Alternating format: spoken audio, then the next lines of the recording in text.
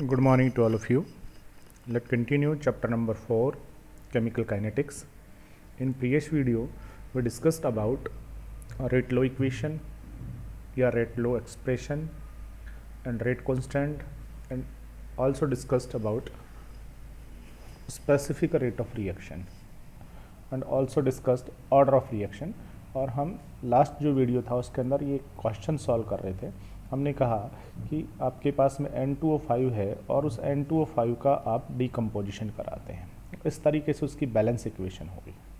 That's right, balance equation जो है वो इस तरीके से होगी, दैट इज बैलेंस इक्वेशन। फिर यहाँ पर हमने कहा कि ये जो N2O5 है इसका डिकम्पोजिशन इस तरीके से हो रहा है, तो इसके कुछ एक्सपेरिमेंटल डाटा जो थे वो थे कि अगर आपने किसी कंटेनर में ये N2O5 लिया है, अब अगर हम इसका जो रेट है वो नोट करें, रेट ऑफ रिएक्शन, तो देखिएगा एक्सपेरिमेंटल डाटा ये थे कि अगर आप इस N2O5 का कंसंट्रेशन डबल कर देते हैं तो जो रिएक्शन का रेट है वो भी कैसा हो जाता है, डबल हो जाता था। जब आप इस N2O5 के कंसंट्रेशन को यहाँ से हाफ कर देते थे तो रिएक्शन का रेट भी हाफ हो जाता था, दैट्स राइट। और जब आप इस N2O5 की कंसंट्रेशन को 3 टाइम करते थे तो रिएक्शन का रेट भी 3 टाइम हो जाता था। ये आपके पास एक्सपेरिमेंटल डाटाज थे। अब इन एक्सपेरिमेंटल डाटाज से आपको इस रिएक्शन का जो ऑर्डर था वो ऑर्डर डिसाइड करना था, ऑर्डर का डिटर्मिनेशन करना था कि इस रिएक्शन का ऑर्डर क्या होगा, ठीक है। और यहाँ पर हम ऑर्डर के साथ साथ में एक और भी चीज़ सीखेंगे और दैट इज मैकेनिज्म, कि ये जो रिएक्शन है इस रिएक्शन का मैकेनिज्म क्या होगा, ठीक है। देखिएगा अब ये जो आपके पास इक्वेशन है, अगर मैं इस इक्वेशन का रेट लो इक्वेशन, ये जो हमारे पास में एक इक्वेशन लिखी हुई है, ठीक है ना, अगर मैं इसका रेट लो एक्सप्रेशन या रेट लो इक्वेशन लिखूँ तो रेट लो इक्वेशन तो क्या होता था, देखिएगा रेट लो इक्वेशन ऐसे लिखते थे हम, rate of reaction, that's right. Rate of reaction directly proportional होगी, किसके डायरेक्टली प्रोपोर्शनल होगी, एक्टिव मास या मोलरिटी ऑफ रिएक्टेंट। रिएक्टेंट कौन सा है, N2O5 इसके, और इसकी आपको कुछ यहाँ पावर करनी पड़ेगी, ठीक है ना। यहाँ कुछ पावर, ये पावर क्या होती है, लॉ ऑफ मास जो एक्शन है, लॉ ऑफ मास एक्शन, उसके अंदर तो क्या होता था, ये जो इसका स्टोइकियोमेट्रिक कोफिशिएंट है, it means number of moles, सीधा का सीधा यही हो जाता था। अब सुनिएगा, अगर आपने यहाँ से इसकी पावर को 2 कर दिया, दैट्स राइट, अगर आपने ऐसा किया कि सर ये इसका रेट लो इक्वेशन है, अब देखिएगा ये जो आपने रेट लो इक्वेशन आपने लिखा, ये रेट लो इक्वेशन इसके एक्सपेरिमेंटल जो डाटाज हैं उनको सेटिस्फाइड कर रहा है या नहीं कर रहा है, ठीक है ना। आपने लिख तो दिया है बट ये इसके एक्सपेरिमेंटल डाटा को सेटिस्फाइड कर रहा है या नहीं कर रहा है, ये हमें चेक करना पड़ेगा, ठीक है।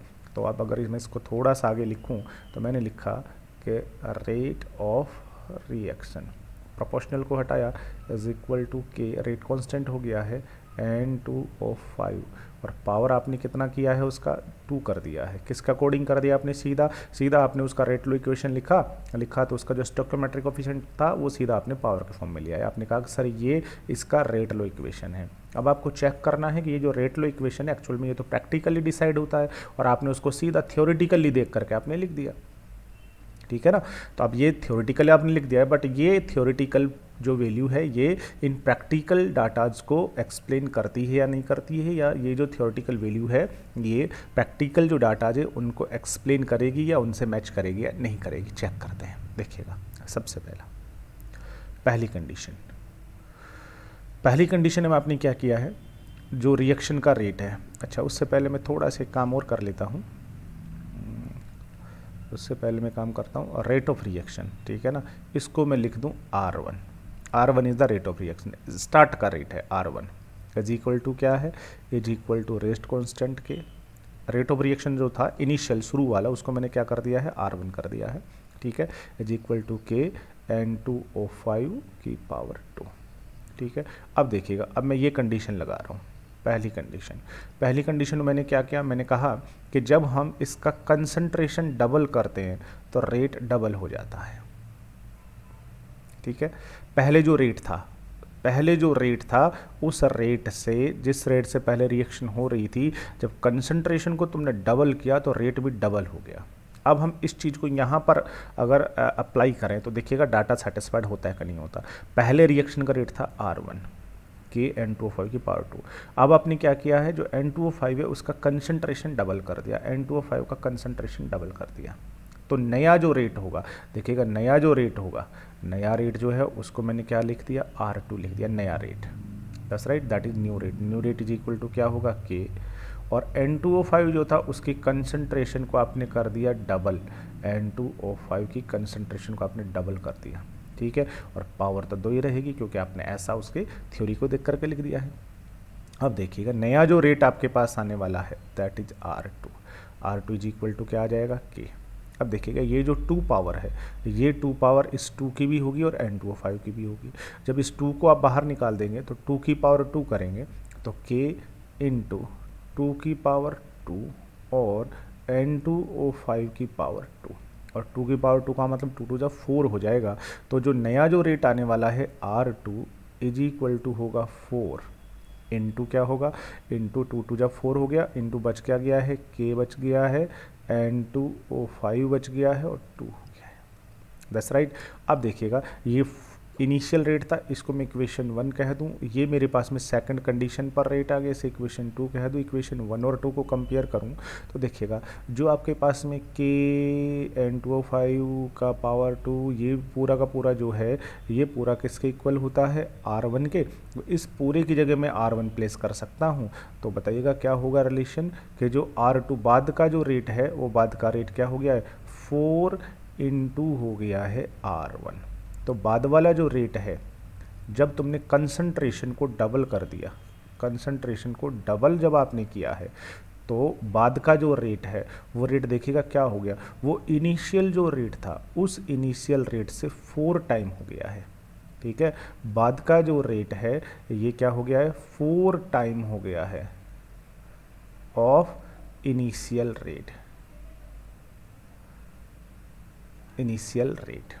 जबकि एक्चुअल में डाटा क्या आए हैं, एक्चुअल में जो डाटा आया है वो आया है कि जो इसको जब आपने कंसंट्रेशन को डबल किया था तो इसका जो बाद में जो रेट हो गया था, कंसंट्रेशन को डबल करने पर जो रेट हो गया था वो रेट डबल हुआ था। बट हमने जो रेट लॉ इक्वेशन लिखी है उस रेट लॉ इक्वेशन के अकॉर्डिंग तो अगर हमने इसके कंसंट्रेशन को डबल किया है तो फिर जो रेट है वो तो कितना होना जाना चाहिए, वो जो रेट है वो तो इनिशियल रेट का 4 टाइम हो जाएगा। इसका मतलब हुआ कि ये जो आपने जो इक्वेशन लिखी है रेट लॉ इक्वेशन, ये रेट लॉ इक्वेशन सही नहीं है। ये जो रेट लॉ इक्वेशन आपने लिख दी थी सीधी उसकी थ्योरी को देख करके, ये रेट लॉ इक्वेशन इसके एक्सपेरिमेंटल डाटा को सेटिस्फाइड नहीं करती है, ठीक है। सेकंड कंडीशन भी आप अप्लाई करके देख सकते हैं, सेकंड कंडीशन में अप्लाई करके देख सकते हैं। सेकंड कंडीशन में देखिएगा क्या होगा, अब की बार जो रेट आ रहा है दैट इज R3 लिख लूँ, R3 इज इक्वल टू, ठीक है। अब की बार आप क्या कर रहे हो, अब की बार आपने क्या किया है, सेकंड कंडीशन में आपने क्या किया है, जो कंसंट्रेशन उसको हाफ कर दिया, दैट्स राइट। तो चलिए R3, अब की बार जो नया रेट होगा वो क्या होगा, R3 is equal to rate constant K, और आपने क्या किया है, जो N2O5 है इसकी कंसंट्रेशन को हाफ कर दिया, यह लीजिए। तो फिर नया रेट जो है वो R3 हो जाएगा। तो R3 इज इक्वल टू क्या हो जाएगा, कैलकुलेट करेंगे, R3 is equal to K का तो K रहेगा। अब ये 2 पावर इसकी भी है, 2 पावर इसकी भी है, तो इसको मैं ऐसा लिख सकता हूँ N2O5 की पावर 2 और डिवाइडेड बाई 2 की पावर 2। That's right. 2 की पावर 2 का मतलब क्या हो गया, 4 हो गया। तो जो नया रेट आपके पास यहाँ से आने वाला है दैट इज R3। तो R3 इज इक्वल टू हो जाएगा K डॉट N2O5 की पावर 2 और डिवाइडेड बाई 4। लीजिए, इट मीन्स नया जो रेट आपके पास आने वाला है R3, ये इक्वल हो जाएगा, किसके इक्वल हो जाएगा, ये इक्वल हो जाएगा 1/4 डॉट क्या बच गया है, ये 1/4 हो जाएगा और बच गया आपके पास में K N2O5 की पावर 2। अब ये जो इक्वेशन है आपके पास में, इसको इक्वेशन नंबर 3 कह दीजिएगा। अब इक्वेशन 3 और फर्स्ट से तो देखिए ये K N2O5 की पावर 2 जो है ये पूरा R1 के इक्वल है, तो इस पूरे की जगह R1 लिख सकते हैं। तो बोलिएगा R3 क्या आ जाएगा, तो आपके पास R3 इज इक्वल टू होगा 1/4 ऑफ R1। ले लीजिए, तो बाद का जो रेट है वो बाद का रेट कितना हो गया है, बाद का जो रेट है, नया जो रेट है, जब आपने इसकी कंसंट्रेशन को हाफ किया है तो जो नया जो रेट आपके पास आ रहा है वो इनिशियल रेट का 4th टाइम हो गया है। जबकि यहाँ एक्सपेरिमेंटल डाटा क्या कहता है कि जो कंसंट्रेशन को जब तुम हाफ कर दोगे तो रिएक्शन का रेट भी हाफ ही होता है। बट अगर इस रिएक्शन की ये रेट लो इक्वेशन लिखोगे तो इस रेट लो इक्वेशन के अकॉर्डिंग तो जो नया रेट है वो नया रेट इनिशियल रेट का कितना हो जाएगा, 4 टाइम हो जाएगा। इसका मतलब है कि ये जो रेट लो इक्वेशन आपने लिखी है, इस रेट लो इक्वेशन से आप इन एक्सपेरिमेंटल डाटाज को एक्सप्लेन नहीं कर सकते। That's right. इसका मतलब हुआ कि आपने ये जो रेट लो इक्वेशन लिखी है ये रेट लो इक्वेशन सही नहीं है, ये गलत है। तीसरी कंडीशन भी चेक कर सकते हो, जब आप कंसंट्रेशन को कितना कर दोगे 3 टाइम तो रेट भी कितना हो रहा है, 3 टाइम हो रहा है। अब अगर आप यहाँ से कंसंट्रेशन को 3 टाइम कर दोगे, ठीक है ना, तो देखिएगा रेट कितना हो जाएगा इसके अकॉर्डिंग। तो अगर इस रेट लो इक्वेशन को ये फॉलो करेगा तो इसके अकॉर्डिंग तो रिएक्शन का रेट क्या हो जाएगा। तीसरी कंडीशन की बात कर रहा हूँ। अब की बार जो रिएक्शन का रेट है मेरे पास R4, ठीक है, के N2O5। अब N2O5 जो था उसकी कंसंट्रेशन को आपने ट्रिपल कर दिया है, ये लीजिए ट्रिपल कर दोगे तो बोलिएगा R4 क्या आ जाएगा, R4 इज इक्वल टू के डॉट। अब ये जो स्क्वायर है वो 3 का भी होगा तो 3 की पावर 2 और N2O5 की पावर 2। 3 की पावर 2 का मतलब कितना होता है, 3 2 6 नहीं होता, 3 की पावर का मतलब 3 इंटू 3 होता है। That's right, R4 is equal to 3 into 3 dot, ठीक है, के रहेगा और N2O5 की पावर 2। That's right. तो R4 इज इक्वल टू 3 3 2 9 हो जाएगा, डॉट होगा K1 के N2O5 की पावर 2। और ये पूरा का पूरा किसके इक्वल है, ये R1 के इक्वल है। तो अब जो रेट आपके पास आने वाला है R4 वो 9 टाइम होगा, किसका 9 टाइम होगा, इनिशियल रेट का। जो इनिशियल रेट है आपका R1 उसका 9 टाइम हो जाएगा। जबकि डाटा क्या कहता है कि कंसंट्रेशन को अगर तुमने 3 गुना किया, 3 टाइम किया तो रेट भी 3 टाइम ही इंक्रीज होता है। बट अगर इस इक्वेशन को अगर देखा जाए, ये डाटा जो हैं एक्सपेरिमेंटल डाटाज को अगर यहाँ पर फिट किया जाए तो इनके अकॉर्डिंग तो जब आप कंसंट्रेशन को 3 टाइम कर देते हो तो नया जो रेट है वो 9 टाइम हो जाता है।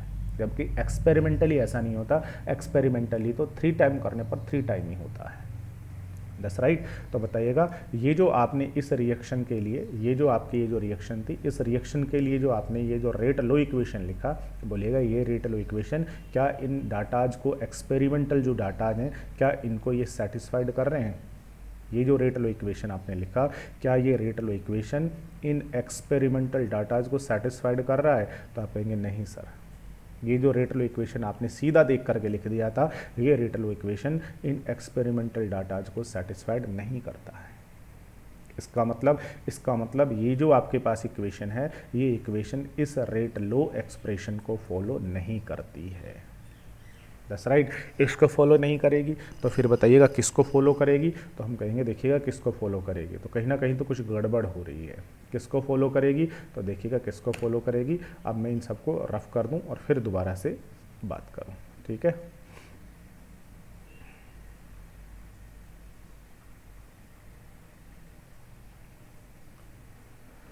तो ये जो रेट लो इक्वेशन है ये इनको फॉलो नहीं करेगी, तो किसको फॉलो करेगी, तो देखिए बेटा हमने कहा ये इसको फॉलो नहीं कर रही है, तो फिर किसको कर रही है, तो देखो हम यहाँ पर क्या करते हैं हमारे माइंड से, अब हम लिखते हैं, पहले भी हमने यही किया था, पहले हम लिखा रेट ऑफ रिएक्शन N2O5 का कंसंट्रेशन और नंबर ऑफ मोल 2 थे तो पावर 2 कर दिया था।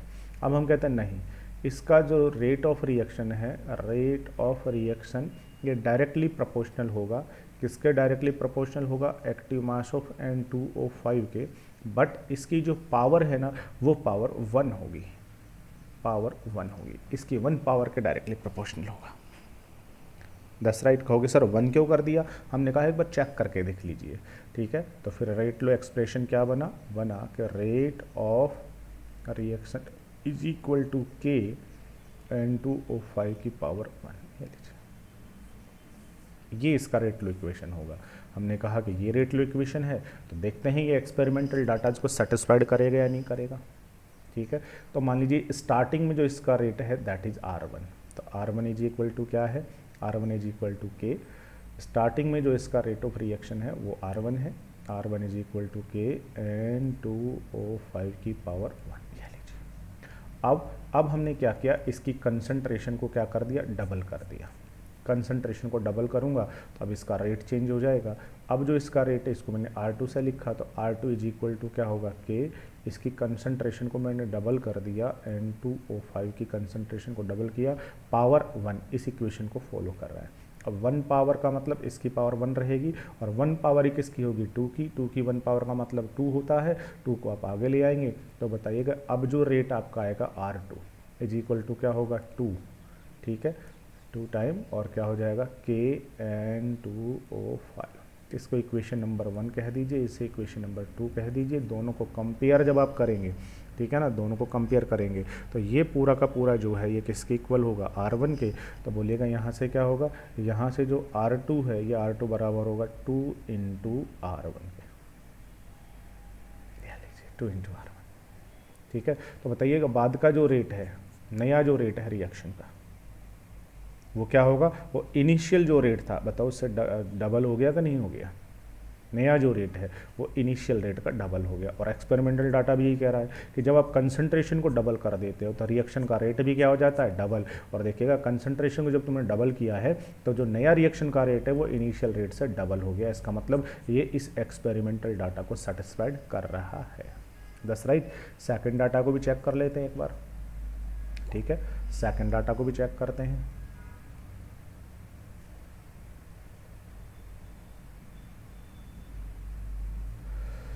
सेकेंड डाटा, सेकेंड जो डाटा वो कहता है कि नया जो रेट होगा R3 इज इक्वल टू के।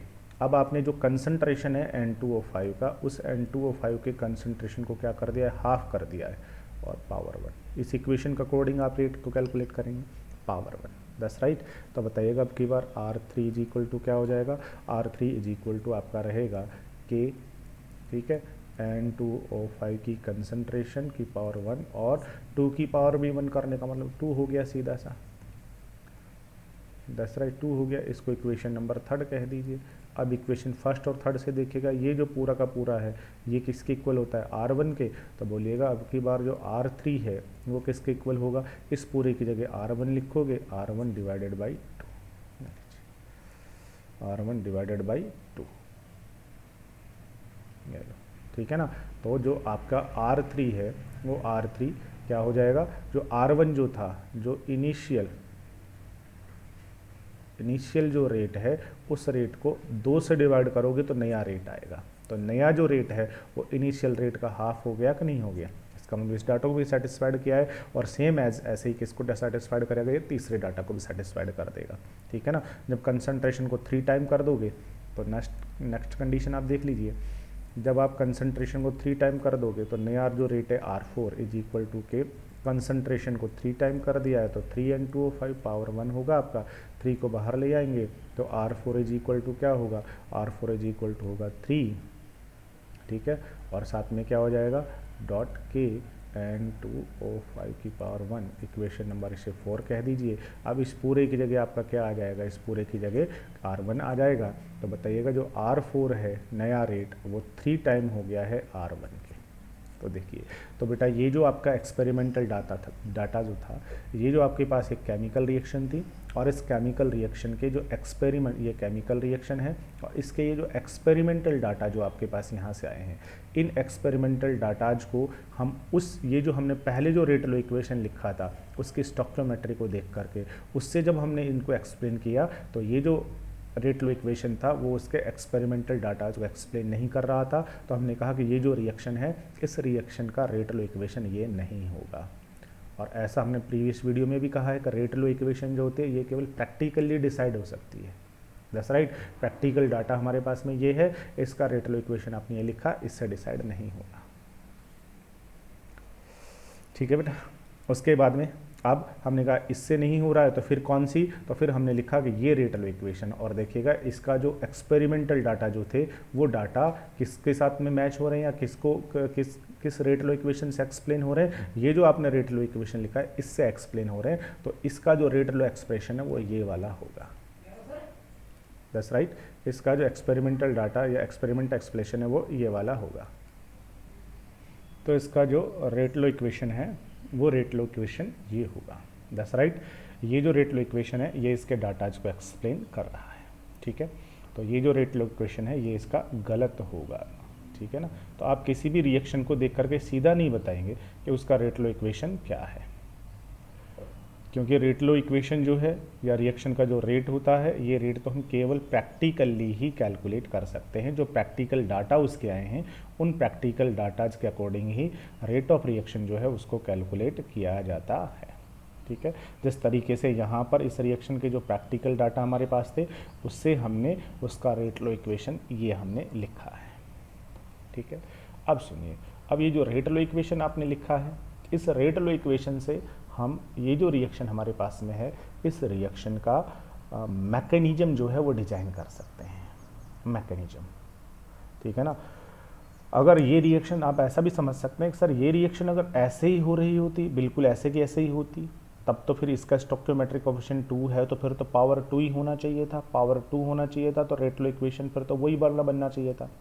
बट रेट लॉ इक्वेशन वो नहीं है, इसका मतलब ये है, इसका मतलब यहाँ पर जो रिएक्शन का रेट है वो रिएक्टेंट की 1 पावर पर डिपेंड कर रहा है, रिएक्टेंट की 1 पावर पर डिपेंड कर रहा है। इसका मतलब ये जो रिएक्शन आपको दिख रही है ये इतनी इजी रिएक्शन नहीं है, ठीक है ना। ये जो है ये एक एलिमेंट्री रिएक्शन नहीं है, ये जो रिएक्शन है एक्चुअल में ये कॉम्प्लेक्स रिएक्शन है, और कॉम्प्लेक्स रिएक्शन है तो फिर ये रिएक्शन बहुत सारी स्टेप में कंप्लीट हो रही है। तो अब जो हम डिस्कस करने वाले हैं वो डिस्कस करने वाले हैं इस रिएक्शन का मैकेनिज्म। अच्छा, मैकेनिज्म से पहले अगर मैं इसका ऑर्डर पूछ लूँ तो बताइए मुझे ऑर्डर क्या होगा इस रिएक्शन का। तो ऑर्डर जो होता है बेटा वो तो हम कहाँ से डिसाइड करते हैं, रेट लॉ इक्वेशन से। पहले वाले जो रेट लॉ इक्वेशन लिखा वो गलत था क्योंकि वो एक्सपेरिमेंटल डाटा के अकॉर्डिंग नहीं था या उनको एक्सप्लेन नहीं कर रहा था, उनसे मैच नहीं कर रहा था।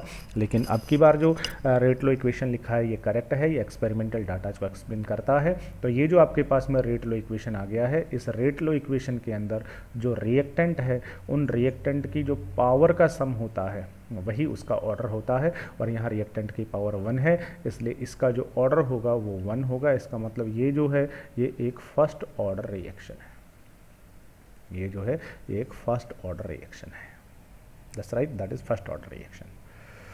इसके बाद में फिर क्या है, फिर हम बात कर रहे थे मैकेनिज्म की, मैकेनिज्म की बात हम यहाँ क्यों कर रहे हैं, क्या हमें ज़रूरत है मैकेनिज्म की। तो उसका जो लॉजिक है बेटा, उसका लॉजिक ये है, उसका जो लॉजिक है मैकेनिज्म की बात हमें यहाँ क्यों करनी पड़ रही है, तो वो इसलिए करनी पड़ रही है कि ये जो रिएक्शन है अगर ये रिएक्शन सीधी सी ऐसे ही अगर हो रही थी 1 स्टेप में तो इसका स्टोइकियोमेट्रिक कोएफिशिएंट 2 है तो पावर 2 ही होना चाहिए था, बट पावर यहाँ 1 आया, इसका मतलब यहाँ कहीं ना कहीं 1 है, इसका मतलब ये रिएक्शन जैसा दिख रही है वैसी नहीं है, ठीक है ना। एक्चुअल में ये एक कॉम्प्लेक्स रिएक्शन है, एक एलिमेंट्री रिएक्शन नहीं है, तो हम इसका मैकेनिज्म लिखेंगे। अब देखिएगा इसका मैकेनिज्म क्या लिखा जाएगा, क्या होगा मैकेनिज्म देखिएगा। तो एक्चुअल में साइंटिस्ट क्या कहते हैं, वो कहते हैं कि देखो ये जो N2O5 आपके पास में है ये N2O5 यहाँ से डिकम्पोज होता है, ठीक है ना। और देखो यहाँ पावर 1 आ रही है ना, 1 पावर का मतलब है कि यहाँ पर इसका जो स्टोइकियोमेट्रिक कोएफिशिएंट है वो स्टोइकियोमेट्रिक कोएफिशिएंट 1 ही होता है। और ये जो N2O5 जब यहाँ से डिकम्पोज होता है तो यहाँ से डिकम्पोज होकर के ये बनाता है N2O3 और बनाता है O2, ये बना देता है, दैट्स राइट। और उसके बाद में फिर क्या होता है, उसके बाद में फिर ये जो N2O3 है, N2O3 ये डिकम्पोज होता है और ये डिकम्पोज होके बना देता है NO2 और NO। और फिर क्या होता है, फिर ये जो NO आपका यहाँ से बना है, ये जो NO आपका बना है ये NO एक और N2O5 के साथ रिएक्ट करता है और फिर ये दोनों कंबाइंड होके डिकम्पोज होके यहाँ से बना देते हैं 3NO2। इस तरीके से ये जो रिएक्शन है ये कई सारे स्टेप में कंप्लीट होती है। अगर अब हम इसकी बैलेंस इक्वेशन लिखें तो बैलेंस इक्वेशन जब हम लिखेंगे तो एक्चुअल में क्या होता है, सारे रिएक्टेंट को सम करना है, सारे प्रोडक्ट को सम करना है बैलेंस इक्वेशन के लिए। रिएक्टेंट कौन कौन सा है देखिएगा, एक N2O5 ये रहा और एक N2O5 ये रहा, तो 2 N2O5 हो गए रिएक्टेंट में। और कौन है, और रिएक्टेंट के अंदर एक है ये N2O3, ठीक है। और कौन है रिएक्टेंट में, और रिएक्टेंट में है एक NO, रिएक्टेंट में एक NO, दैट्स राइट। और ये सब के सब कन्वर्ट हो रहे हैं प्रोडक्ट में। प्रोडक्ट में कौन कौन है? प्रोडक्ट में देखिएगा 3NO2 ये रहे और एक NO2 ये रहा। तो कितने NO2 हो गए बेटा? 4 हो गए आपके पास में NO2, ठीक है, 4NO2। और क्या क्या और एक्स्ट्रा प्रोडक्ट बना हुआ है? एक्स्ट्रा प्रोडक्ट में देखिएगा एक कौन है आपके पास? N2O3, that's right. और कौन है आपके पास प्रोडक्ट में? और जो प्रोडक्ट है उसके अंदर है एक O2, ले लीजिए। और आपको पता है दोनों साइड में हो रिएक्टेंट प्रोडक्ट में, वो कैंसल्ड हो जाएंगे, कट जाएंगे। अच्छा, एक NO और बचा हुआ है यहाँ से, एक है NO, ये रहा। अब क्या क्या कैंसल्ड हो जाएगा यहाँ से? देखो N2O3 यहाँ से भी, इधर भी है, इधर भी कट जाएगा। NO इधर भी है, NO इधर भी कट जाएगा। तो नेट जो रिएक्शन है वो आपके पास में क्या आ गया? नेट रिएक्शन आ गई है आपके पास में कि सर 2N2O5 जब ये डिकम्पोज हुआ है 2N2O5 तो उससे 4 तो बने हैं NO2 और एक बन गई है O2। देखो वही नेट रिएक्शन आपके पास आ गई है, दैट्स राइट। अब देखो आगे क्या कहते हैं। आगे कहते हैं कि ये जो रिएक्शन है ना, ये रिएक्शन कई सारे स्टेप में कंप्लीट होती है। और यहाँ पर ये जो रिएक्शन है वो कहते हैं 3 स्टेप में कंप्लीट होगी। पहला जो स्टेप है उसके अंदर N2O5 इनमें डिकम्पोज होगा, फिर सेकंड स्टेप में इसमें, थर्ड स्टेप में इसमें। तो रिएक्शन कई सारे स्टेप में हो गई है। अब वो क्या कहते हैं? वो कहते हैं कि ये जो रिएक्शन कई सारे स्टेप में हुई है ना, तो ये सारे के सारे स्टेप जो है ना, ये सारे के सारे स्टेप भी सिमिलर रेट से नहीं होते। वो कहते हैं कि इनमें से एक जो स्टेप है वो स्लो होता है। अब पता नहीं कौन सा स्टेप स्लो होता है। एक जो स्टेप है ना वो स्लो होता है। यहाँ से कौन सा स्टेप स्लो होता है? तो उन्होंने कहा, और आप भी अभी अंडरस्टैंड करोगे कि समझ पाओगे आगे, कि इनमें से जो फर्स्ट स्टेप है ना, ये जो फर्स्ट स्टेप है ये होता है स्लो, ये स्टेप स्लो होता है। और दोनों के दोनों जो स्टेप होते हैं वो होते हैं फास्ट। आप कहोगे सर हमें क्या पता फर्स्ट स्टेप स्लो होगा, ये दोनों फास्ट होंगे? हम कैसे कहें? हाँ भाई, हम कैसे कहें कि ये दोनों स्लो होंगे और ये फास्ट होगा? ठीक है, तो इसके लिए वो क्या कहते हैं, इसके लिए आपको एक और चीज़ याद रखनी है। इसके लिए आपको केमिकल काइनेटिक्स का एक कॉन्सेप्ट याद रखना है। केमिकल काइनेटिक्स का कॉन्सेप्ट क्या कहता है? वो कहता है कि अगर आपके पास में कोई रिएक्शन हो, जैसे A कन्वर्टेड इनटू D, ये आपके पास एक इक्वेशन या कोई रिएक्शन है, और ये रिएक्शन कई सारे स्टेप में अगर हो रही है, जैसे फर्स्ट जो स्टेप है उस फर्स्ट स्टेप के अंदर जो A रिएक्टेंट है आपका, ये A कन्वर्ट होता है B में। फिर सेकंड स्टेप में क्या होता है? जो B है वो कन्वर्ट होता है C में। और थर्ड स्टेप में क्या होता है? जो C है वो कन्वर्ट होता है D में। तो अगर आपकी कोई इक्वेशन कई सारे स्टेप में कंप्लीट होती है, तो इन स्टेप में से जो सबसे स्लो स्टेप होता है, अब देखना ये रिएक्शन है तो ऑब्वियसली इस रिएक्शन का रेट होगा, रेट ऑफ रिएक्शन। अब वो कहते हैं कि जो इस रिएक्शन का रेट है ना, वो रेट इनमें से जो सबसे स्लो स्टेप होगा उस स्लो स्टेप पर डिपेंड करता है। रिएक्शन का जो रेट है वो रेट, ये जो फास्ट स्टेप होंगे ना, इन फास्ट स्टेप पर डिपेंड नहीं करता, फास्ट पर डिपेंड नहीं करता, बल्कि किस पर डिपेंड करता है? स्लो स्टेप पर डिपेंड करता है रिएक्शन का रेट। तो अगर आपको इस रिएक्शन का रेट लिखना है तो इस रिएक्शन का रेट तो स्लो स्टेप पर डिपेंड करेगा। स्लो स्टेप का रेट लिख दीजिए। स्लो स्टेप का रेट लिखेंगे सॉरी, तो जो स्लो स्टेप है उसमें रिएक्टेंट देखिए कौन है? B। तो इस रिएक्शन का जो रेट है,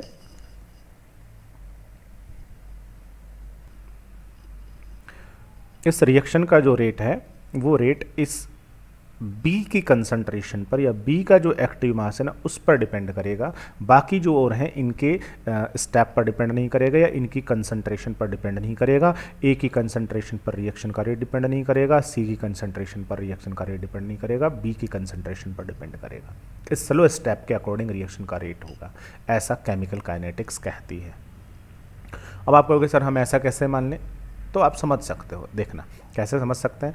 देखो बेटा, रिले दौड़ होती है, रिले दौड़ होती है। उस रिले दौड़ में क्या होता है? बहुत सारे पार्टनर्स जो हैं वो दौड़ करते हैं। जैसे A जो है वो A यहाँ से रनिंग करता है, और रिले दौड़ में उसने स्टिक जो है वो किसको हैंड ओवर करनी है? B को।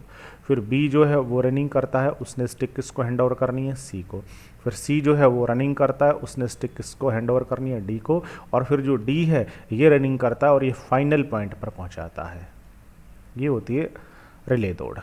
अब देखो A जो है, ये A अगर अपनी फुल कैपेसिटी से भागे तो ये 10 मिनट्स के अंदर B को स्टिक हैंड ओवर करता है।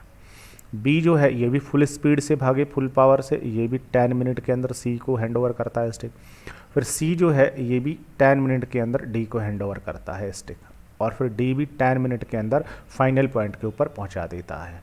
इस तरीके से ये जो टीम है ये टीम जीत जाती है। लेकिन इस टीम को विन करने में कितना टाइम लगा? इसने 10 मिनट में इसको स्टिक हैंड ओवर किया, इसने 10 मिनट, इसने 10, इसने 10, तो टोटल कितने हो गए? 40 मिनट्स। तो जब ये 40 मिनट के अंदर स्टिक फाइनल स्टेज पर पहुंचा देते हैं तो टीम जीत जाती है। ठीक है, अब देखो, मान लीजिए ए ने रनिंग स्टार्ट की, 10 मिनट के अंदर इसने क्या किया? बी को स्टिक हैंड ओवर कर दी। बी ने रनिंग स्टार्ट की, 10 मिनट इसने सी को स्टार्ट कर दिया, सी को हैंड ओवर कर दी। अब सी जैसे रनिंग करना स्टार्ट किया, सी जो है उसके पैर में मोच आ गई। अब पैर में मोच आ गई तो जो सी है ये अपनी फुल कैपेसिटी से रन नहीं कर पाएगा, और फुल कैपेसिटी से रन नहीं कर पाया तो ये बहुत स्लो रन करेगा। तो बताइए क्या ये 10 मिनट में हैंड ओवर कर देगा स्टिक को? नहीं कर पाएगा। इसने 20 मिनट्स लिए, 20 मिनट में हैंड ओवर किया, डी के पास आ गया। अब डी तो क्या करेगा? वो अपनी फुल स्पीड से रन करेगा और 10 मिनट में स्टिक को फाइनल स्टेज पर पहुंचाएगा। तो अब की बार टीम ने टोटल कितना टाइम कंज्यूम किया? अब की बार टीम ने टोटल 50 मिनट कंज्यूम किए, और 50 मिनट कंज्यूम किए तो टीम जो थी वो मैच हार गई। That's right. अब देखो, ए ने तो 10 में ही पहुंचा दिया, बी ने भी 10 में पहुंचा दिया, सी के पैर में मोच आई हुई है।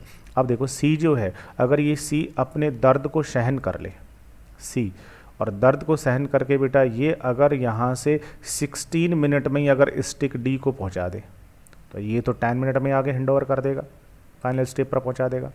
तो बताइए अब टोटल कितना टाइम कंज्यूम हुआ? अब टोटल हो गया 46 मिनट। तो बताओ जीतने के चांस बढ़ गए कि नहीं बढ़ गए? और अगर ये जो सी है, अगर ये सी दर्द को और सहन कर ले और अगर ये 14 मिनट में ही अगर ये स्टिक डी को हैंड ओवर कर दे, तो बताइएगा टोटल जो टाइम लग रहा है आपकी बार 44 मिनट लग रहा है कि नहीं लग रहा? तो जीत के चांस और बढ़ गए कि नहीं बढ़ गए? तो बताइए इस टीम के विनिंग के जो चांस हैं, वो विनिंग के चांस मुझे बताओ इस स्टेप पर डिपेंड कर रहा है क्या? नहीं। इस पर डिपेंड कर रहा है कि नहीं? क्योंकि ये दोनों स्टेप तो अपने आप फास्ट हो रहे हैं, मैक्सिमम स्पीड से हो रहे हैं, ये वाला भी मैक्सिमम स्पीड से हो रहा है।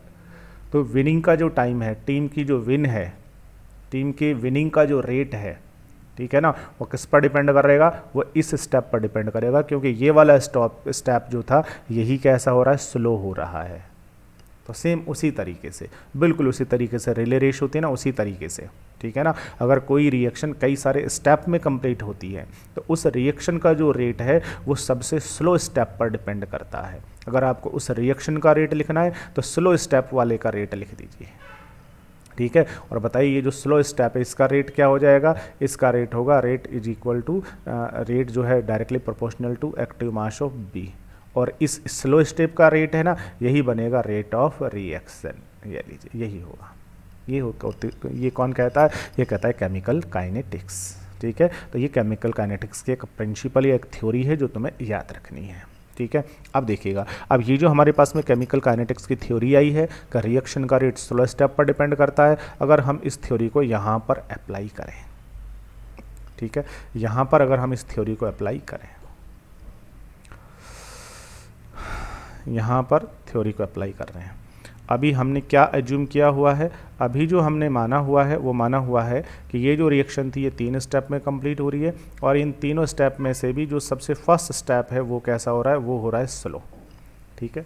तो ये स्लो और ये दोनों फास्ट हो रहे हैं। तो बताइए रिएक्शन का जो रेट है वो किस पर डिपेंड करने वाला है? वो जो ऊपर जो रिएक्शन हो रही थी उसका जो रेट होगा वो रेट डिपेंड करेगा इस स्टेप पर, और इस पर डिपेंड करेगा। तो इसका आप क्या लिख दीजिएगा? इसका रेट लिख दो, दैट्स राइट। और इसका रेट लिखोगे तो बताइएगा क्या आ जाएगा? इसके ऊपर डिपेंड करेगा, इन दोनों पर डिपेंड नहीं करेगा, ठीक है ना। तो फिर आपके पास आएगा कि सर जो रिएक्शन का रेट है, rate of reaction directly proportional होगा इस स्टेप पर, और इस स्टेप में कौन है रिएक्टेंट? वो है N2O5, N2O5, और उसकी पावर कितनी करनी पड़ेगी? तो देखो यहाँ से स्टोइकियोमेट्रिक कोफिशिएंट 1 है तो पावर करेंगे 1, इस स्टेप पर डिपेंड करेगा बस केवल। तो यही इस रिएक्शन का हो जाएगा रेट लो इक्वेशन या rate law expression, rate of reaction is equal to K N2O5 की पावर 1। ये लीजिए,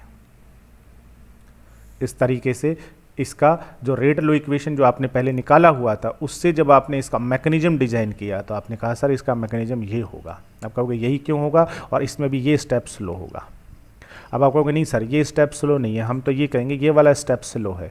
अच्छा ठीक है, इसको स्लो कह दो। जब इसको स्लो कह दोगे तो रिएक्शन का रेट इस पर डिपेंड करेगा, और इस पर डिपेंड करेगा तो फिर बताओ रेट लो इक्वेशन क्या लिखी जाएगी। फिर आप कहोगे कि sir rate of reaction directly proportional. अब वो तो इस पर डिपेंड करेगा, और इस पर डिपेंड करेगा तो बताओ इसका रिएक्टेंट कौन है, N2O3, तो ये डायरेक्टली प्रोपोर्शनल होगा N2O3 के, और इसके नंबर ऑफ मोल्स या स्टोइकोमेट्रिक कोएफिशिएंट 1 है ना, तो 1 के। तो रिएक्शन का जो रेट है ना, रेट ऑफ रिएक्शन, वो ये होगा, ये रेट लो इक्वेशन बनेगी। अब देखो अगर ये रेट लो इक्वेशन बनी है ना, तो ये एक्सपेरिमेंटल डाटा को एक्सप्लेन ही नहीं करेगी। क्यों नहीं करेगी? क्योंकि आपको याद करना है कि एक्सपेरिमेंटल डाटा क्या थे। एक्सपेरिमेंटल डाटा ये थे कि जो N2O5 आपने फिल किया, अगर आप कंसंट्रेशन, किसकी कंसंट्रेशन, N2O5 की को डबल करोगे तो रेट भी डबल होगा, और N2O5 को हाफ करोगे तो रेट भी हाफ होगा। That's right. इसको ट्रिपल करोगे तो रेट भी ट्रिपल होगा। ये एक्सपेरिमेंटल डाटा है। अब अगर यहाँ से N2O5 की कंसंट्रेशन को डबल कर दो, तो अब देखो यहाँ से तो N2O3 आ रहा है ना, रेट लो इक्वेशन में रेट ऑफ रिएक्शन तो बस इसकी कंसंट्रेशन पर डिपेंड कर रहा है। अब N2O5 की कंसंट्रेशन को यहाँ से बेशक से कितना ही चेंज कीजिए, रेट ऑफ रिएक्शन फिर अगर ये वाला रेट लो इक्वेशन बनेगा तो फिर तो रिएक्शन का रेट पर बस केवल इससे इफेक्ट पड़ेगा, बाकी से इफेक्ट नहीं पड़ेगा। N2O5 जो है इसको चाहे आप डबल करो, चाहे हाफ करो, चाहे ट्रिपल करो, चाहे कितना ही करो, उससे तो रिएक्शन का रेट, अगर ये रेट लो इक्वेशन होगा तो फिर तो इसके ऊपर तो रिएक्शन के रेट पर तो N2O5 की कंसंट्रेशन का कोई इफेक्ट ही नहीं पड़ना चाहिए। लेकिन रिएक्शन का रेट केवल N2O5 की कंसंट्रेशन पर डिपेंड करता है, इस पर डिपेंड करेगा, इस पर डिपेंड करेगा। इसका मतलब है इसमें तो रिएक्टेंट N2O3 हो गया, इसका मतलब इस पर तो डिपेंड ही नहीं करेगा रिएक्शन का रेट, इस पर डिपेंड ही नहीं करेगा रिएक्शन का रेट, डिपेंड नहीं करेगा, इसका मतलब इसे तो फास्ट ही होना है। सेम ऐसे ही अगर ये वाला स्टेप स्लो होगा तो ये स्टेप स्लो होगा तो रिएक्शन का रेट N2O5 पर भी डिपेंड करेगा, रिएक्शन का रेट NO पर भी डिपेंड करेगा। बट एक्सपेरिमेंटल डाटा क्या करें, वो कहते हैं कि रिएक्शन का रेट N2O5 पर डिपेंड करता है, दूसरे पर डिपेंड नहीं करता। इसका मतलब रिएक्शन का रेट इस पर डिपेंड करता है, इस पर नहीं करेगा। इसका मतलब ये स्टेप भी है, ये भी कैसा होगा, फास्ट ही होगा, स्लो नहीं होगा। तो पहला जो स्टेप है उसमें केवल यही एक रिएक्टेंट है, इसलिए ये वाला स्टेप कैसा होगा, स्लो, और ये दोनों स्टेप कैसे होंगे, फास्ट होंगे। रिएक्शन का जो रेट है वो रेट इसी पर डिपेंड करेगा, इसी के अकॉर्डिंग डिसाइड किया जाएगा। ऐसे करके हम क्या कर सकते हैं, किसी भी रिएक्शन का जो रेट है वो रेट कैलकुलेट कर सकते हैं। एक्सपेरिमेंटल डाटा हो तो रेट कैलकुलेट कर सकते हैं, एक्सपेरिमेंटल डाटा हो तो रेट लो इक्वेशन लिख सकते हैं, एक्सपेरिमेंटल डाटा हो तो हम उसका मैकेनिज्म लिख सकते हैं। ठीक है, हालांकि मैकेनिज्म लिखना ये आपसे एग्जाम में पूछा नहीं जाएगा, उल्टा पूछा जाएगा। मैकेनिज्म खुद तुम्हें दिया जाएगा और देने के बाद आपसे उसका रेट लो इक्वेशन लिखाया जाएगा, ऐसा आपको करवाया जाएगा। तो देख लेना जो मैकेनिज्म दिया हुआ है उस मैकेनिज्म में देख लीजिएगा जो सबसे स्लो स्टॉप कौन सा है, जो सबसे स्लो स्टेप हो उसी के अकॉर्डिंग उसका रेट लो इक्वेशन आप लिख देंगे। That's right. ये हो गया है rate of reaction and mechanism and order of reaction. इतना होने के बाद फिर जो हम डिस्कस करेंगे वो करेंगे, इतना होने के बाद जो डिस्कस करेंगे ये लीजिए, ये हमारे प्रीवियस वीडियो था, और प्रीवियस वीडियो के अंदर हमने यहाँ से निकाला हुआ है के। प्रीवियस वीडियो में हमने यहाँ से क्या पढ़ा हुआ था, के। That's right. व्हाट इज के हेयर, के जो था उसको हमने क्या कहा था, उसको हमने कहा था रेट कांस्टेंट या स्पेसिफिक रेट ऑफ रिएक्शन के। ठीक है, अब ये जो रेट कांस्टेंट है आपका के, इस के का हमें पढ़ना है यूनिट, के का यूनिट पढ़ना है। यहाँ से ये जो के आपके पास आया हुआ है इस के का यूनिट पढ़ना है, तो ये भी बहुत इंपॉर्टेंट पॉइंट है। तो आज का जो हमारा टॉपिक है वो टॉपिक हमारा होगा यूनिट ऑफ रेट कांस्टेंट। आज का जो टॉपिक होगा वो होगा हमारा यूनिट ऑफ रेट कांस्टेंट के। जो रेट कांस्टेंट है के उसका यूनिट हमें पढ़ना है। ठीक है, देखिएगा, अगर मान लीजिए मैं एक इक्वेशन ड्रा करूं, मैं आपको कहूं कि मेरे पास में ये रिएक्टेंट है जो प्रोडक्ट में कन्वर्ट हो रहा है। That's right. इसका रेट लो इक्वेशन क्या है, तो आप कहेंगे कि सर इसका जो रेट लो इक्वेशन है वो है कि rate of reaction is equal to क्या है, इज इक्वल टू है हमारे पास में के इनटू कंसंट्रेशन ऑफ आर, और आर की कुछ ना कुछ होगी पावर ABCD कहाँ से आएगी? ये आर की पावर, ये एक्सपेरिमेंटली डाटा से आएगी। यहाँ चाहे 2 लिखा हो चाहे 3, इससे नहीं पता लगेगा, वो एक्सपेरिमेंटल डाटा है ना, वहाँ से डिसाइड होगा ये ए क्या होना चाहिए। ये आपके पास हो गया रेट लो इक्वेशन। यहाँ से के जो है वो है रेट कांस्टेंट। अब आपको ये जो के है इसका यूनिट बताना है। ये आपके पास है rate of reaction. Rate of reaction को हम क्या लिख सकते हैं? Delta C by delta T. ये पॉजिटिव नेगेटिव कैसा भी हो सकता है। अगर रिएक्टेंट से कैलकुलेट करोगे तो नेगेटिव साइन लगा दोगे, प्रोडक्ट से करोगे तो पॉजिटिव लगा दोगे। इज इक्वल टू के आर की पावर ए। कह लीजिए, हो गया कि नहीं हो गया? अब आपको यहाँ से क्या करना है? यहाँ से इस के का यूनिट निकालना है। अगर के का यूनिट चाहिए आपको तो इन दोनों के यूनिट्स लिख दीजिए। बताइएगा इनका यूनिट क्या आएगा? तो देखो डेल्टा सी।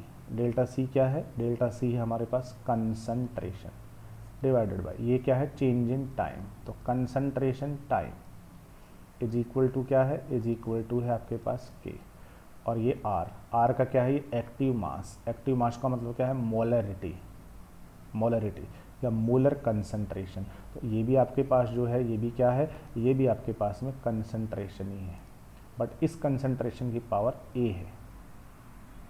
That's right. ये लीजिए, ये कंसंट्रेशन टाइम और ये कंसंट्रेशन की पावर ए। अब आपको के चाहिए तो इसको उठा के उधर ले जाओ।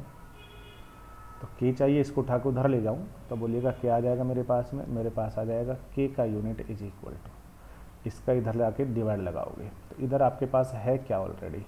इधर आपके पास ऑलरेडी कंसंट्रेशन है, और कौन है बटा में? Time divided by time. इसमें इधर लाके डिवाइड लगाना है इसका। तो इसमें आपने डिवाइड लगाया है, किसका डिवाइड लगाया है?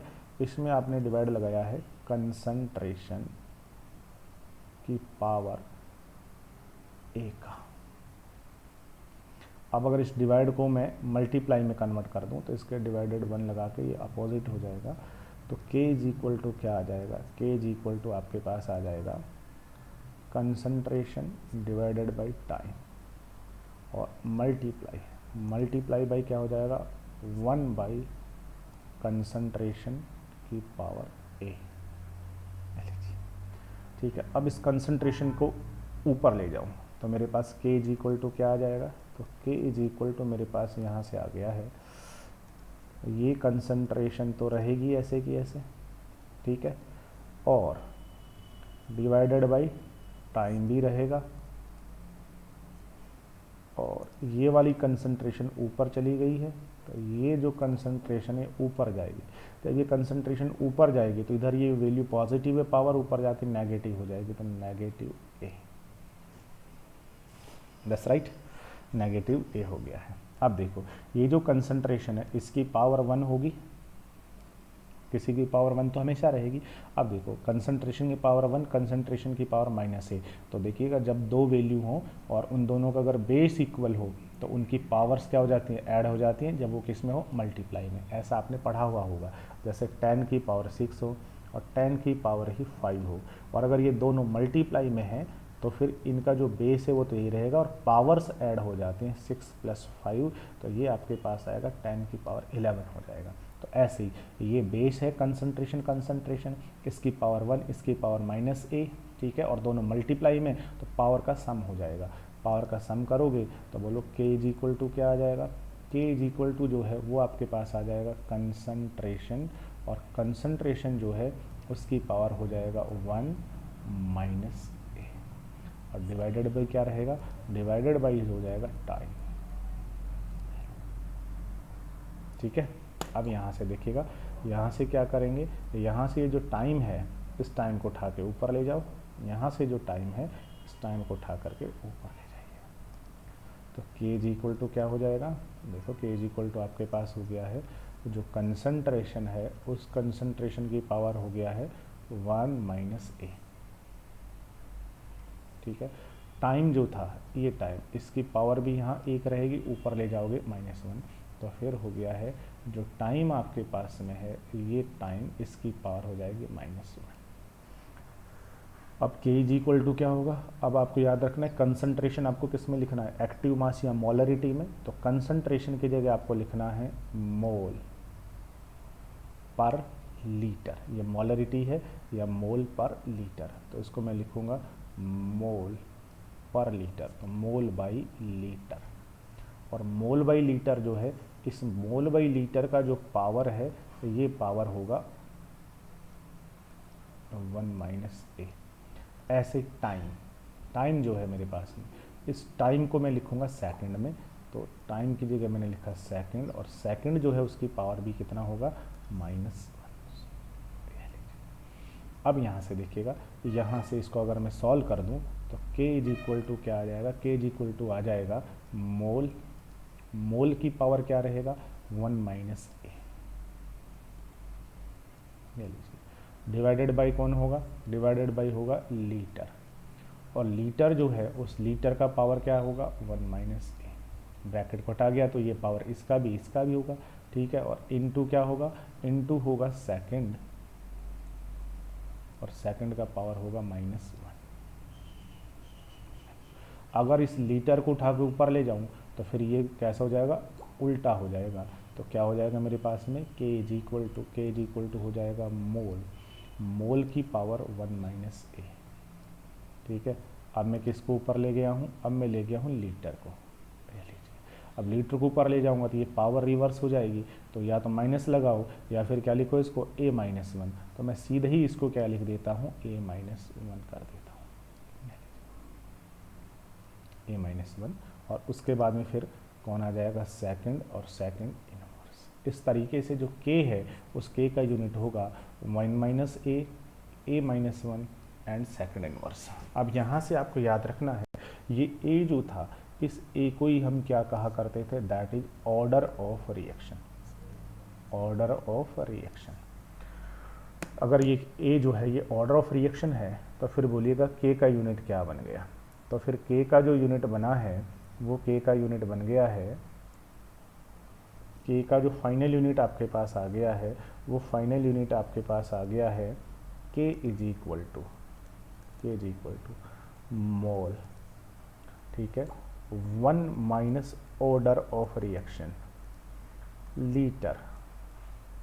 लीटर में क्या करना है, जो ऑर्डर है उस ऑर्डर से 1 को डिडक्ट कीजिए, और क्या रहेगा सेकंड इनवर्स, ये तो रहेगा ही रहेगा, ये होगा k का यूनिट। अब सुनिएगा, अगर आपको कहा जाए फॉर जीरो ऑर्डर रिएक्शन, अगर कोई रिएक्शन जीरो ऑर्डर की है तो उसके लिए k का यूनिट बता दीजिए, तो जीरो ऑर्डर की रिएक्शन के लिए k का यूनिट बराबर क्या होगा मोल। अब आपको क्या करना है 1 - ऑर्डर करना है, 1 - 0, ठीक है, और लीटर, और ऑर्डर -1, तो क्या करना है आपको 0 - 1, और सेकंड इनवर्स, इसमें तो कहीं कोई छेड़छाड़ करनी नहीं है, ये तो सेकंड इनवर्स ही रहेगा। 1 - 0 का मतलब 1, 0 - 1 का मतलब -1, तो k का जो यूनिट यहाँ से आने वाला है वो आने वाला है मोल की पावर 1 को लिखो चाहे ना लिखो, फिर क्या आ जाएगा लीटर की पावर कितनी रहेगी -1, और फिर क्या रहेगा सेकंड इनवर्स। लीजिए, तो जो जीरो ऑर्डर की रिएक्शन है उसके लिए k का जो यूनिट है वो आपका ये होगा, रेट कांस्टेंट का यूनिट ये होगा फॉर जीरो ऑर्डर रिएक्शन। अगर रिएक्शन फर्स्ट ऑर्डर की है, फॉर फर्स्ट ऑर्डर रिएक्शन, अगर रिएक्शन फर्स्ट ऑर्डर की है तो फिर k का यूनिट बनेगा क्या, k इज इक्वल टू, ठीक है, 1 - ऑर्डर, तो जो मोल है उस पर क्या लिखोगे 1, माइनस ऑर्डर भी कितना है 1, फिर लीटर क्या है, लीटर में लिखना है ऑर्डर कितना है, ऑर्डर है आपके पास में 0 -1, सॉरी ऑर्डर कितना है फर्स्ट है ना, तो 1 - 1, ठीक है, और फिर क्या करना है आपने सेकंड इनवर्स, ठीक है। मोल 1 - 1 का मतलब 0, लीटर 1 - 1 का मतलब 0, और किसी की पावर 0 करने का मतलब कितना होता है 1, तो ये पूरा का पूरा 1 बन जाएगा और ये पूरा भी 1 हो जाएगा, तो 1 से मल्टीप्लाई करोगे तो बताओ k का यूनिट क्या आ जाएगा, k का यूनिट आएगा केवल सेकंड इनवर्स। तो जो फर्स्ट ऑर्डर के रिएक्शन है उसमें k का यूनिट सेकंड इनवर्स हो जाएगा, ठीक है। और अगर अब मैं आपको कहूँ कि सेकंड ऑर्डर के रिएक्शन के लिए क्या होगा, फॉर सेकंड ऑर्डर रिएक्शन,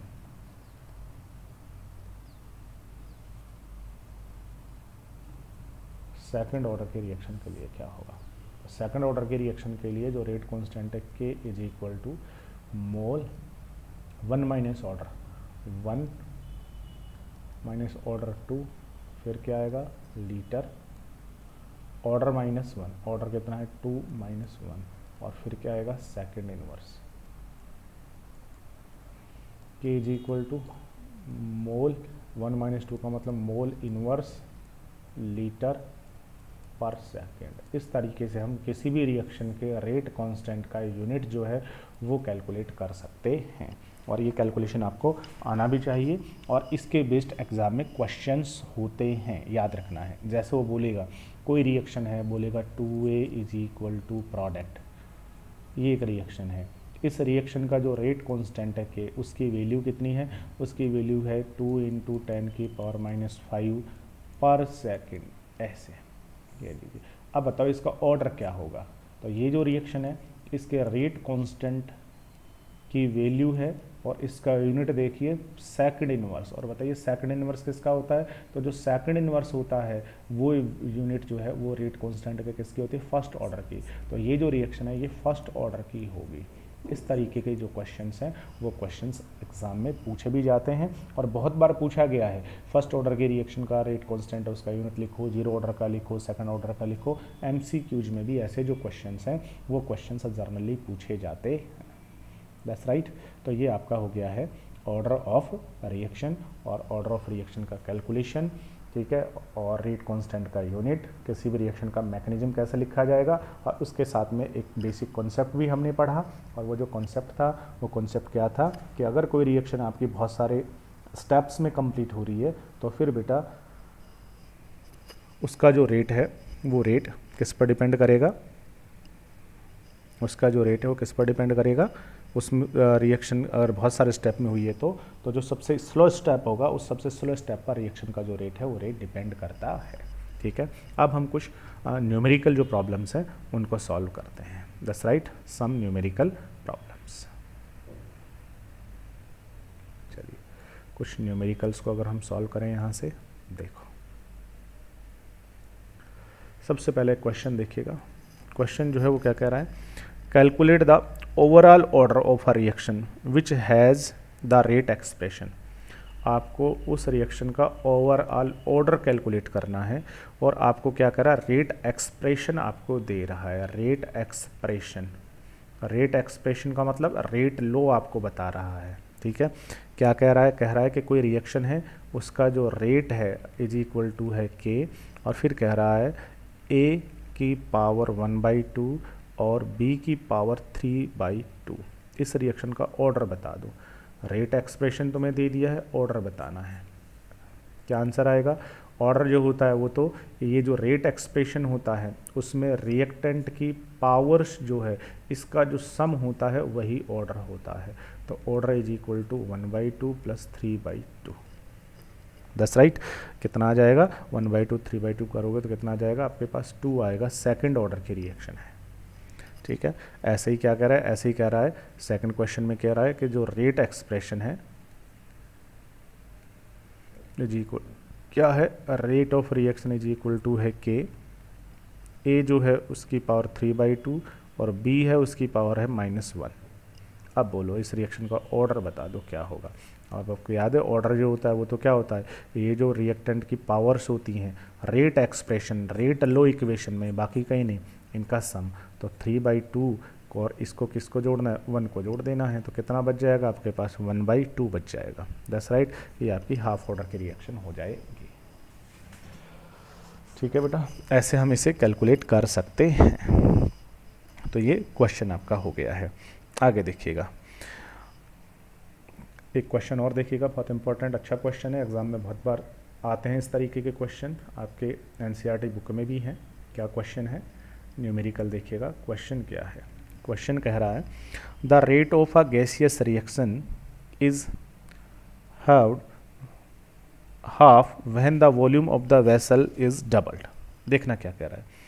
कोई वेसल है,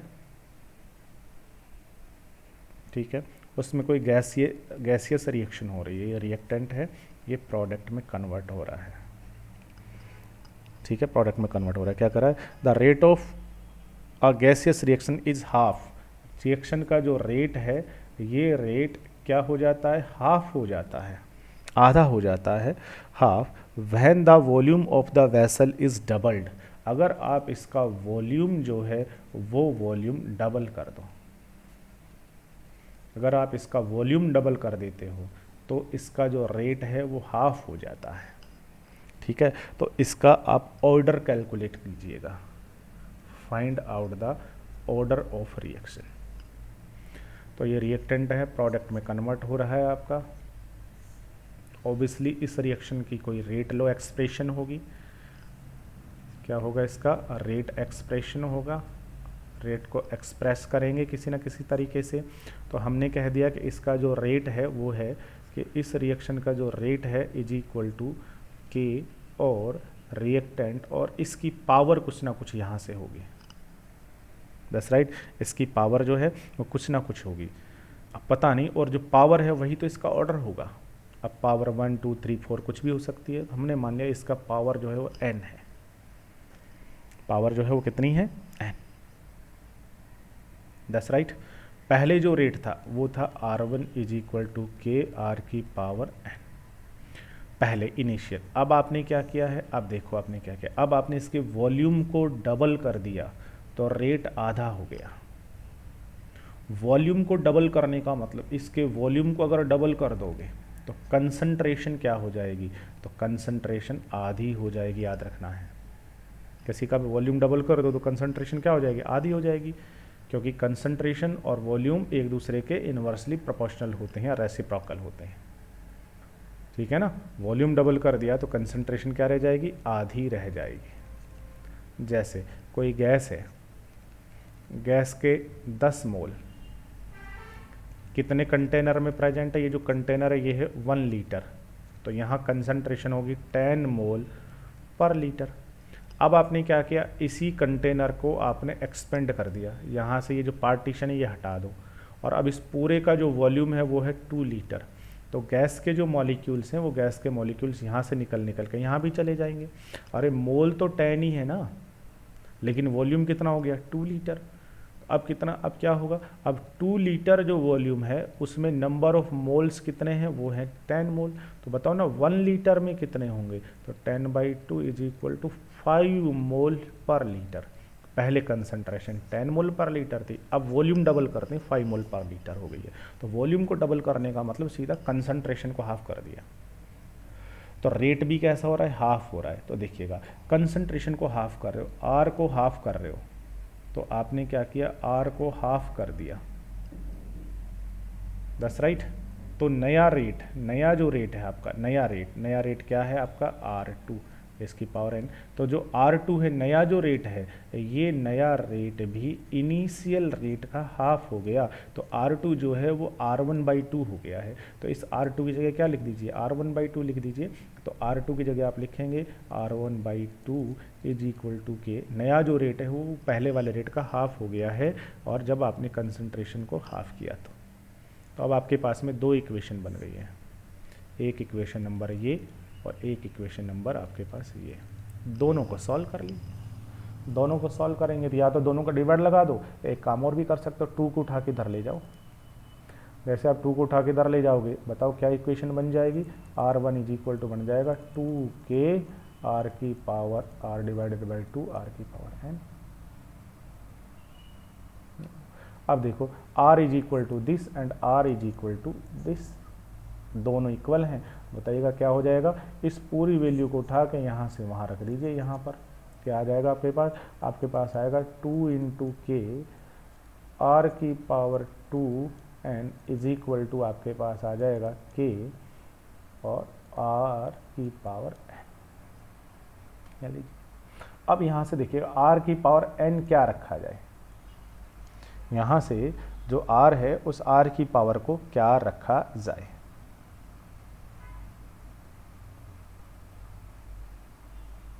बोलो। नहीं, चलो अभी और सॉल्व कर लेते हैं। इस 2 का तो ये 2 ही रहेगा, ठीक है। अब देखो ये जो n जो पावर है n जो पावर है ये n पावर r की भी है और n पावर 2 की भी है। तो इसको मैं क्या लिख सकता हूँ, इसको मैं लिख सकता हूँ k का तो k ही रह जाएगा, और ये जो r है इस r की पावर क्या रह जाएगी n, और 1/2 की पावर क्या हो जाएगी n। दोनों को मैंने थोड़ा सा एक्सपेंड कर लिया, is equal to k r की पावर n। That's right.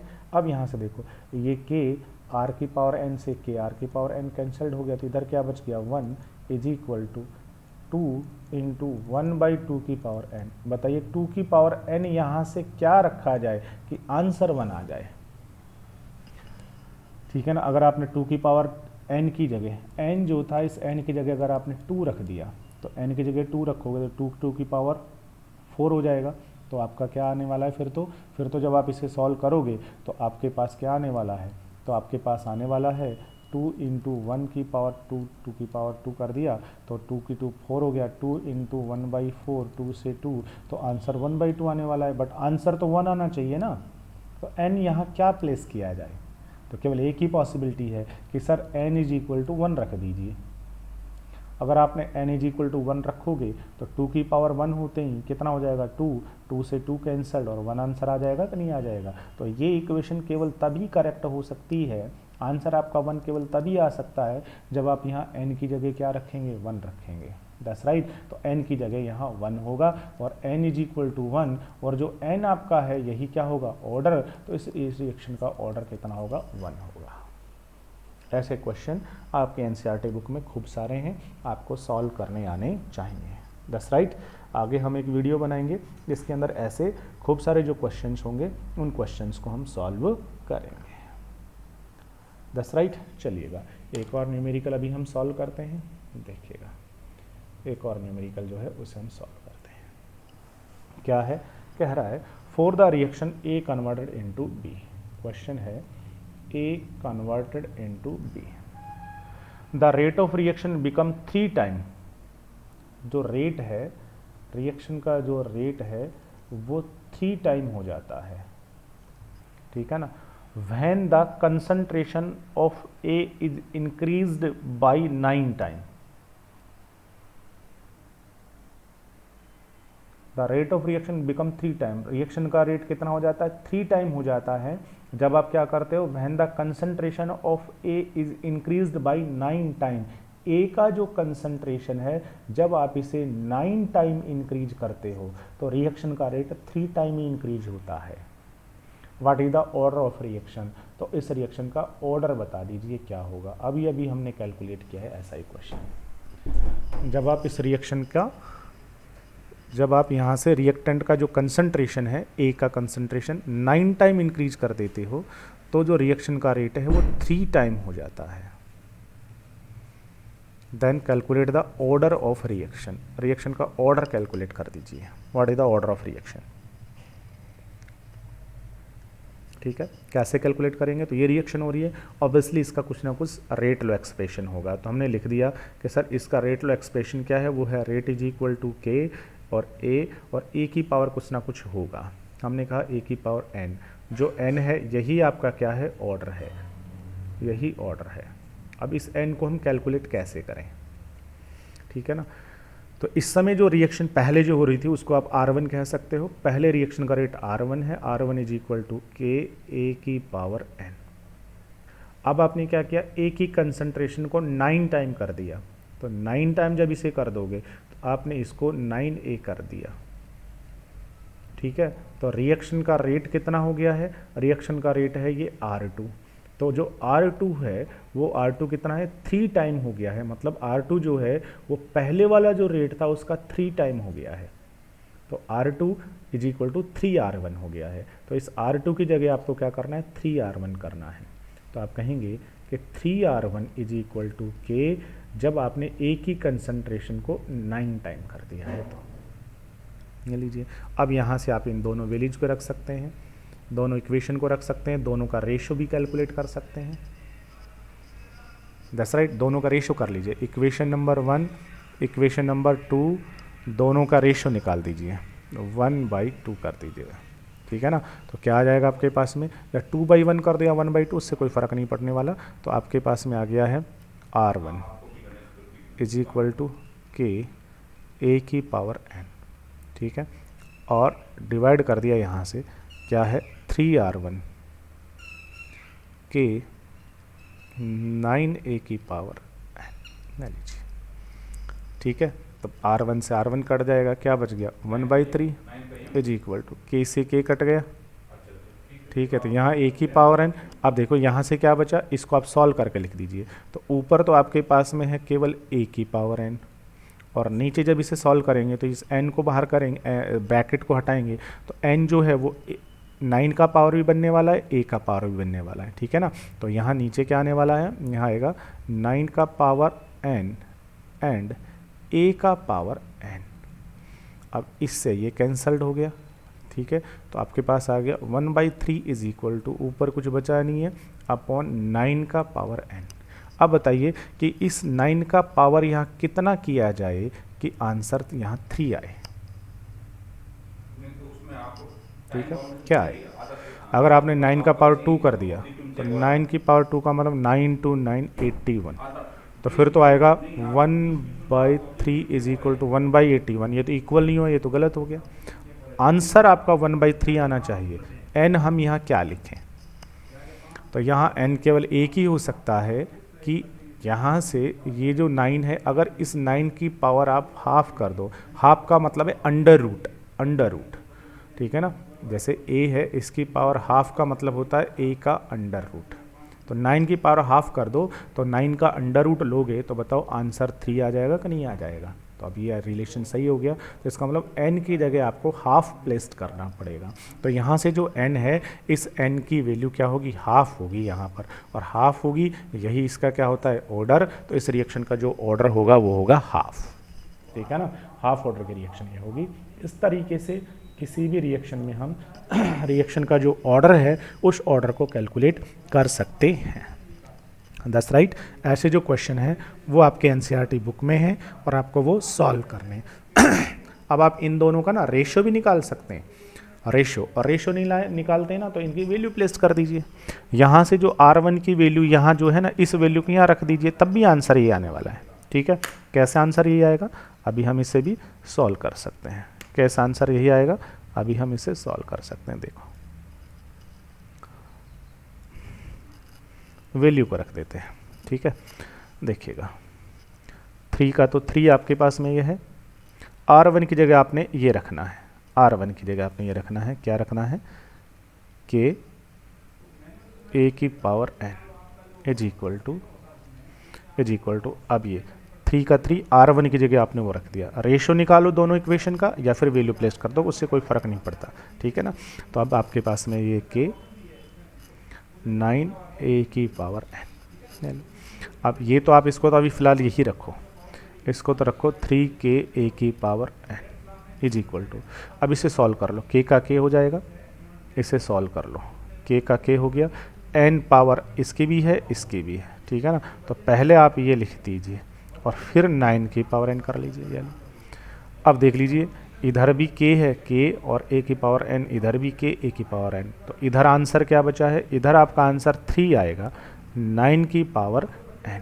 अब बताइए इस 9 की पावर यहाँ कितना लिखें कि आंसर 3 आ जाए, तो केवल एक ही पॉसिबिलिटी है, 9 का अंडर रूट ले लो। अंडर रूट का मतलब क्या है कि 9 की जो पावर है उसे क्या कर दीजिए, हाफ कर दीजिए, तो आपका आंसर 3 आ जाएगा। इसका मतलब n की जो वैल्यू है वो हाफ होगी, तो हाफ ऑर्डर की रिएक्शन होगी। तो आप वैल्यू को ऐसे प्लेस्ड करके भी सॉल्व कर सकते हैं और उसका रेशियो निकाल करके भी आप इसे सॉल्व कर सकते हैं। That's right. इसमें कहीं कोई आपका आंसर जो है वो गलत नहीं होगा। ये हुआ है calculation of order of reaction और इसके based some numericals. That's right. चलिए, ओके, थैंक यू।